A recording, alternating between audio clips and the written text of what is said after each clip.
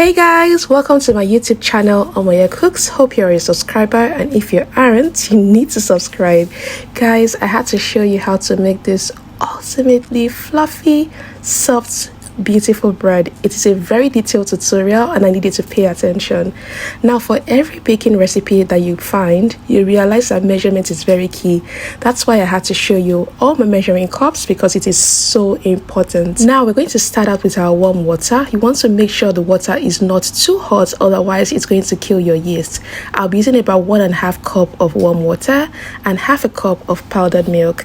Next, I'll be adding half a cup of sugar. Added another 1/4 cup of sugar, and next up I'll be using 1 egg. Make sure to use fresh eggs. It affects the outcome of your bread. Next up is our yeast. Now I'm going to be using instant yeast. However, you can use active yeast or dry yeast. All you have to do is you have to proof that first in a bowl with sugar and warm water.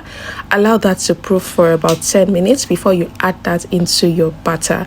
Now I have my instant yeast. This means it doesn't require proofing because it's already good to go, right? I'll be using my stand mixer. However, please note you can use your hand, right? All you need to do here, if you're using your hand, is to get out a whisk and you want to mix this together before you begin to pour in your dry ingredient. And that's exactly what I'm replicating using the stand mixer. I'm going to mix this together first, and once we are good and ready, I did this for about 15 minutes, and once I was good with this, I'm going to add 6 cups of flour. Now if you're going to reduce the quantity, right, you want to make sure to do the maths, right? So if you're going to use 4 cups of flour, for instance, it means you would use 1 cup of warm water. So just try to augment it and make sure it comes out well. Now I've put in my flour. I'm going to mix this together. Once it begins to form into a dough like this, I'm going to put in my butter.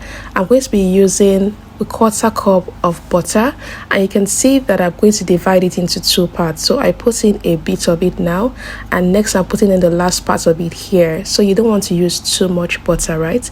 I've put in 1/4 cup of butter, and guys, this is what your dough should look like after 15 minutes.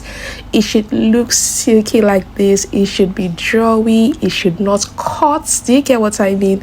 This is the exact texture to get the best bread ever. If you've ever tried any bread recipe online, you will hear people talk about the window pane test. Now here I'm going to show you what the window pane test is. Once you have kneaded your dough properly, you want to cut out a piece and you want to stretch that dough. Now stretch it until it is transparent like this. If it doesn't cut, then it means you have kneaded your dough properly. But if it cuts, it means you still need to knead that dough. It is not ready yet, right? And that's your window pane test. Now I add a little bit of olive oil so it doesn't stick to my bowl. I'm just going to be tucking it gently into the middle of that bread dough so that it can be perfect, and I can leave that to rise for about 45 minutes to 1 hour. Yes, you want to cover it up. You can use a cotton cloth. Here I'm using a cling film. I'm also going to be putting a cotton cloth, and I'll put that in my oven that is not on, right?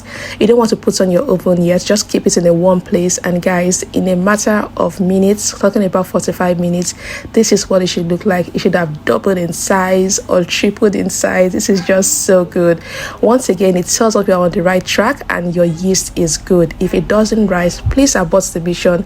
It's either means to use hot water or the yeast is bad. Now I buttered my pan, and I'm also going to use my baking sheet or parchment paper as it is popularly called. All of this is to make sure that when you want to bring out your bread from the oven, it's easier for it to come out. You don't have it sticking to any part of your pan and creating a mess, right?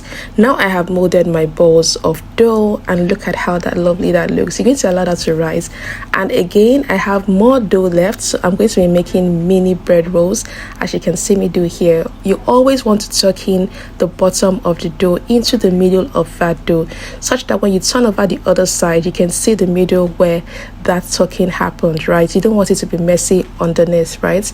And that's what we have. We have this looking absolutely delicious, and guys, I'm going to put that in my oven. Allow this to bake under 180 degrees for 30 minutes. Insert a skewer into the middle of that bread, and guys, if it comes out clean, it means your bread is ready. And guys, this is what we have. You have this lovely fresh homemade bread, permit me to say, with no nonsense added, because you controlled every single ingredient that went into it. It's fluffy, it's perfect, and I need you to see how bouncy that is. You press it down, it comes back up. That's, my guys, is the perfect bread.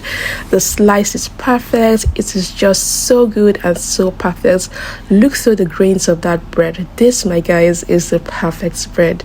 And like I said, the kneading process is very important. If you're doing this by hand, you would have to knead it for twice the time a stand mixer would take. So if a stand mixer takes 10 minutes, you have to knead it for 20 minutes. You really want to get the perfect dough texture, because that is what is going to guarantee the perfect bread. I hope you enjoyed this recipe, and I'm looking forward to seeing your own recreations. Ask me questions in the comments. I'm going to respond to you. And please subscribe to my YouTube channel, and let's do great things together. Okay, bye.